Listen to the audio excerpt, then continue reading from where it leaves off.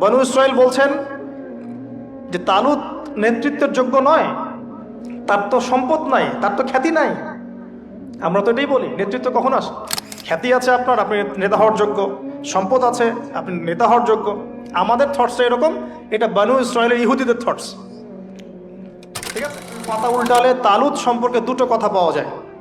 বনু ইসরাইল বলছেন যে তালুত নেতৃত্বের যোগ্য নয়, তার তো সম্পদ নাই, তার তো খ্যাতি নাই। কিন্তু আল্লাহ পাক বলছেন, সূরা বাকারাতে আছে যে আল্লাহ রাব্বুল আলামিন তাকে দিয়েছেন বাসতাতান ফিল জিসমি ওয়াল ইলম। তালুতকে আমি নেতৃত্ব দিয়েছি কারণ তালুতকে আমি আল্লাহ দুটো নেয়ামত দিয়েছি। এক হচ্ছে শারীরিক ফিজিক্যাল শক্তি এবং সুস্থতা এবং জ্ঞানের প্রজ্ঞার পারদর্শিতা। তো এই জায়গায় বিজয় অভিযানে পাঠানো হচ্ছে মুসা আলাইহিস সালামকে, কিন্তু তিনি তার কওমের জন্য একজন নেতা নির্বাচন করছেন। তার কওম বলছে আমাদেরকে একজন নেতা দিন যার আন্ডারে থেকে আমরা আমালেকা সম্প্রদায়ের বিরুদ্ধে যুদ্ধ করব। এখন মুসা আলাইহিস সালাম বলছেন আল্লাহ পাক যদি কোনো নেতা দেন, তোমরা যদি আবার পালানো শুরু করো। কারণ বনু ইসরাইল সম্পর্কে তার খুব মারাত্মক কিছু অভিজ্ঞতা আছে। ফেরাউনের কবল থেকে মুক্তি পাওয়ার পরে বাছুর পূজা শুরু করেছে। তোমরা তো এই আদেশ আসলে পিছনে পালানো শুরু করবা। তারা বলল না, আমরা পালাবো না, আমরা অবশ্যই সামনে অগ্রসর হব। কেন পালাবো? আমাদের জান মাল দিয়ে আমরা প্রয়োজনে ফাইট করব এবং আমরা আমাদের স্ত্রী সন্তানদেরকে রক্ষা করব। আমাদের বাড়িঘর তারা লুটপাট করছে, আমরা ওদেরকে প্রতিহত করব। অনেক কথা বলেছে, সূরা বাকারাতেই পাবেন আপনি ইনশাআল্লাহ। তো আল্লাহ রাব্বুল আলামিন একজন ব্যক্তিকে সেখানে নেতৃত্ব দিলেন, তার নাম তালুত। কি নাম ভাইয়া? তালুত। এবং তালুতের আন্ডারে যুদ্ধ করছেন একজন ছোট বলছি কারণ তখন তার বয়স 12 থেকে 14 বছর। তিনি পরবর্তীতে নবী হয়েছেন, তার নাম দাউদ আলাইহিস সালাম। তো এই তালুত সম্পর্কে কি নসিহত, কেন এক্সট্রাঅর্ডিনারি মুসলিম হওয়ার সাথে কি সম্পর্ক? কোরআনের পাতা উল্টালে তালুত সম্পর্কে দুটো কথা পাওয়া যায়। বনু ইসরাইল বলছেন যে তালুত নেতৃত্বের যোগ্য নয়, তার তো সম্পদ নাই, তার তো খ্যাতি নাই। আমরা তো এটাই বলি, নেতৃত্ব কখন আসে? খ্যাতি আছে আপনার, আপনি নেতা হওয়ার যোগ্য, সম্পদ আছে, আপনি নেতা হওয়ার যোগ্য। আমাদের থটসটা এরকম, এটা বনু ইসরাইলের ইহুদিদের থটস। ঠিক আছে, কিন্তু আল্লাহ পাক বলছেন, সূরা বাকারাতে আছে যে আল্লাহ রাব্বুল আলামিন তাকে দিয়েছেন বাসতাতান ফিল জিসমি ওয়াল ইলম। তালুতকে আমি নেতৃত্ব দিয়েছি কারণ তালুতকে আমি আল্লাহ দুটো নেয়ামত দিয়েছি। এক হচ্ছে শারীরিক ফিজিক্যাল শক্তি এবং সুস্থতা এবং জ্ঞানের প্রজ্ঞার পারদর্শিতা। তাহলে নেতৃত্বের দুটো গুণ পেলাম, প্রজ্ঞা, জ্ঞান এবং শারীরিক সুস্থতা, শক্তি। এক্সট্রাঅর্ডিনারি মুসলিম হতে হলে আমাদের সবাইকে সুস্থ থাকতে হবে, ফিজিক্যালি স্ট্রং থাকতে হবে। এটার জন্য এখনকার লাইফস্টাইল ত্যাগ করতে হবে। You have to change your food habits and lifestyle. আমাদেরকে এক্সট্রাঅর্ডিনারি মুসলিম হতে হলে অবশ্যই ফিজিক্যালি ফিট থাকতে হবে। তালুতকে আল্লাহ পাক ফিটনেস দিয়েছেন, আর ফিটনেস কিভাবে আমরা রক্ষা করব আমরা বুঝবো। এটা খাওয়ার দাওয়ার, ঘুমানো, স্পেশালি ঘুমানো, ঘুম থেকে ওঠা, ফজরের পরের জগিং, প্রয়োজনে জিম এবং ফুড হ্যাবিট চেঞ্জ করা।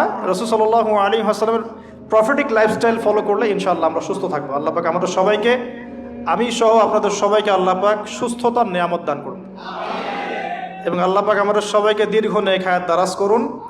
এই হায়াতকে আল্লাহর দ্বীনের জন্য ব্যয় করার তৌফিক দান করুন। আরেকটা হচ্ছে ইলম, আবারও জ্ঞানের কথা আসলো। তালুতকে আমি জ্ঞান দিয়েছি। ইউতাল হিকমা, আল্লাহ পাক বলছেন যে ওয়ামা ইউতাল হিকমাতা ফাকাদ উতিয়া খায়রান কাসীরা। যাকে প্রজ্ঞা দেয়া হয়েছে তাকে প্রচুর প্রচুর প্রচুর কল্যাণ দেওয়া হয়েছে। সুবহানাল্লাহ। পাতা উল্টাই সামনে যাই, এক্সট্রাঅর্ডিনারি মুসলিম ছিলেন আরেকজন, তার নাম হচ্ছেন দাউদ আলাইহিস সালাম, যিনি তালুতের বাহিনীতে যুদ্ধ করছেন। আমালেকা সম্প্রদায়ের মধ্যে অনেক বিশাল দেহি কিছু মানুষ ছিলেন, তার মধ্যে একজনের নাম জালুত। ওই জালুত নাকি একাই 100 জনের সাথে লড়াই করতে পারত।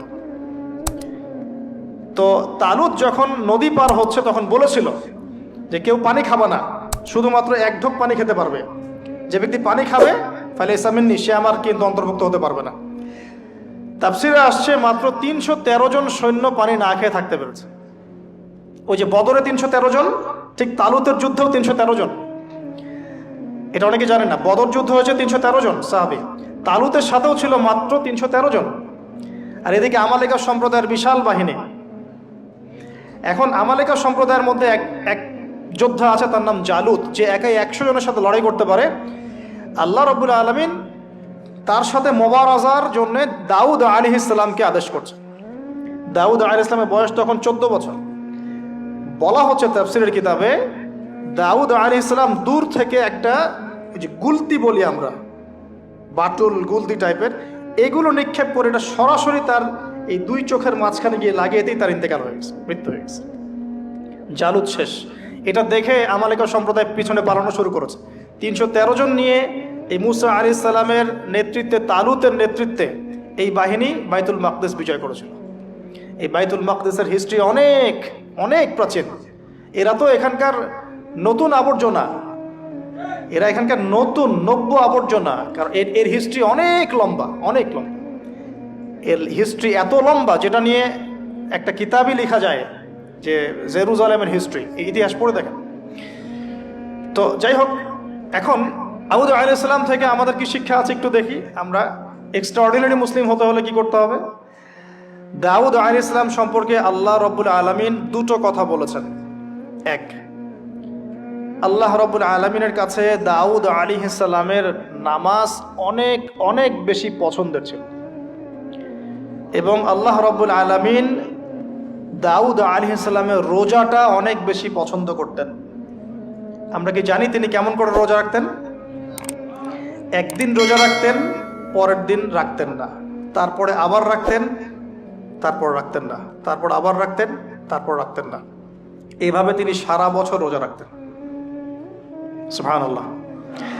এবং রাতের বেলা এত চমৎকার করে জাবুর তেলাওয়াত করতেন আর নামাজে দাঁড়িয়ে থাকতেন, তার এই জাবুরের তেলাওয়াত শুনতে পাখি, অনেক তাফসীরে আসছে পাখি, মাছ, অন্য অন্য প্রাণী, তারা এসে চুপ করে বসে তার তেলাওয়াত শুনতো। এগুলো কোনো গাল গল্প নয়। বিশ্বাস করেন আল্লাহ পাকের এই পৃথিবীতে যত মাখলুক আছে সবাই আল্লাহর ইবাদত করে, সবাই। আল্লাহ পাক তো আমার নামাজের মুখাপেক্ষী নন। আসমান নামাজ পড়ছে, জমিন নামাজ পড়ছে, চন্দ্র সূর্য নামাজ পড়ছে, পাহাড় পর্বত নামাজ পড়ছে। একজন সুফি পীর সাহেবের সাথে সাক্ষাৎ হয়েছিল, তিনি বলেছেন যে আমাদের বডির মধ্যে যে কীটপতঙ্গগুলো থাকে সেগুলো তাসবিহ পাঠ করে। তো আল্লাহ পাক তো আমার নামাজের মুখাপেক্ষী নন। তো এখান থেকে এক্সট্রা অর্ডিনারি মুসলিম হতে হলে, আহসান হতে হলে আমাদেরকে নামাজ ঠিক করতে হবে। আল্লাহ পাক আমাদের সবাইকে দাউদ আলাইহিস সালামের মতো সুন্দর করে নামাজ পড়ার তৌফিক দান করুন। আর দাউদ আলাইহিস সালামের এই সুন্নতের উপর আমল কে করেছেন সবচেয়ে বেশি? আমাদের নবী মুহাম্মদ সাল্লাল্লাহু আলাইহি ওয়াসাল্লাম। অ্যাটলিস্ট আমরা তার উম্মত, তার মতো করে নামাজটা তো পড়তে শিখব। বিশ্বাস করেন এখন ম্যাক্সিমাম মসজিদ, আমি এখানকার অবস্থা জানি না, আমি আমার লোকালিটির কথা বলছি, ম্যাক্সিমাম মসজিদ বাইতুল্লাহ থেকে এখন বাইতুল নাস হয়ে গেছে।